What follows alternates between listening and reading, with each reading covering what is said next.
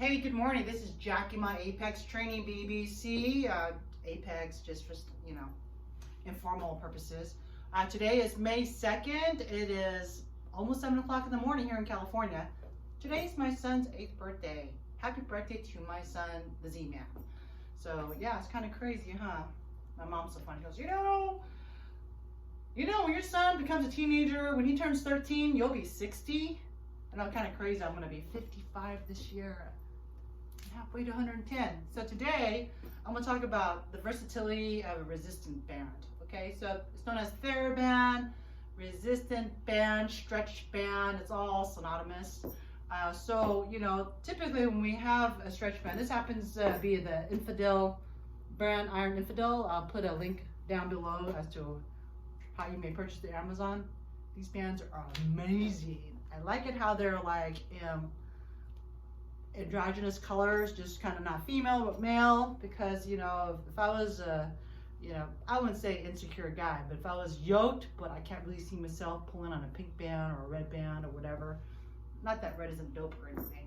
Okay, so I'm going to take this band, the typical exercises you use for your triceps, or you hook it up here, and your typical single arm, single lever, simple movement. We got these, right? And we got these like this, okay? Don't forget to sink your body down so you're not wavering. I always talk about grounding yourself. What does that mean? That means lower your center of gravity, root yourself down to the ground. That's common in martial arts. Nearly all sports. If you don't root yourself down, it doesn't take very much to throw you off balance, okay? All right.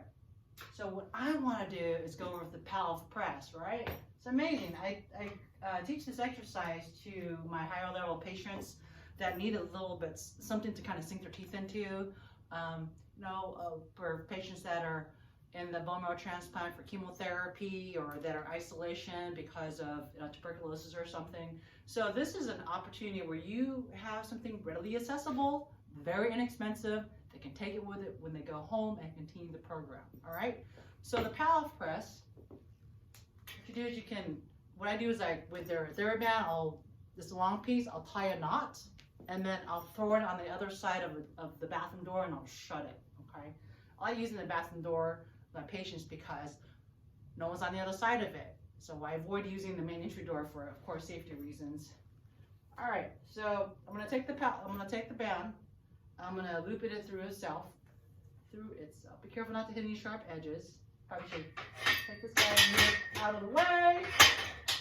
All right, so you want to have this basically at sternal height, all right, your sternum, chest bone, okay, so it's kind of like for, like right across for men, like across the nipple line, like how if your arm's at a right angle, like so, 90 degrees, so that's kind of how you want to set the band, okay. From there, you hold the band basically in a baseball position, okay, one hand up, one hand down, and the trick is basically you want to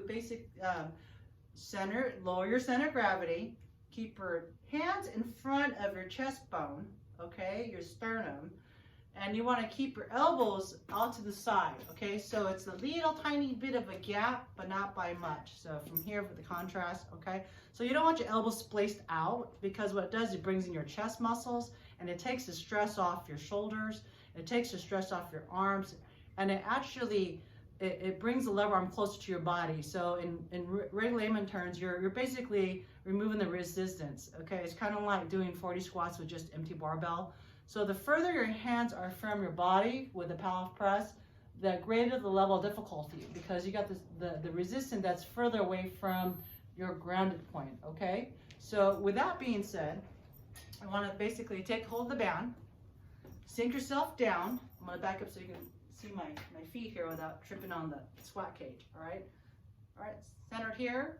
So get some good resistance, sink down, step out, and step in.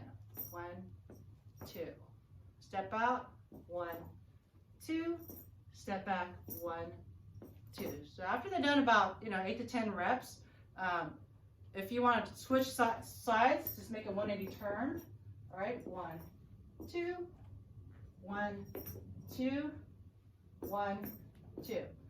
So you want to be careful not to lean your body over, because then you'll end up taking away some of that that joy, that fight. So you want to be engaged in what I call the fight. I know some people are like, oh, such aggressive terms. You know, we have to be aggressive against complacency. We have to be aggressive against atrophy, right? We can't get too comfortable. We get too comfortable, we end up kind of like not having any type of shape in our schedule or shape in our body. It's okay to sweat a little bit. It's okay to be uncomfortable for the time of the workout. Because it's only temporary, right? It's half an hour, 1 hour. I mean, it's 2 to 4% every day. We all got that time, even 1%.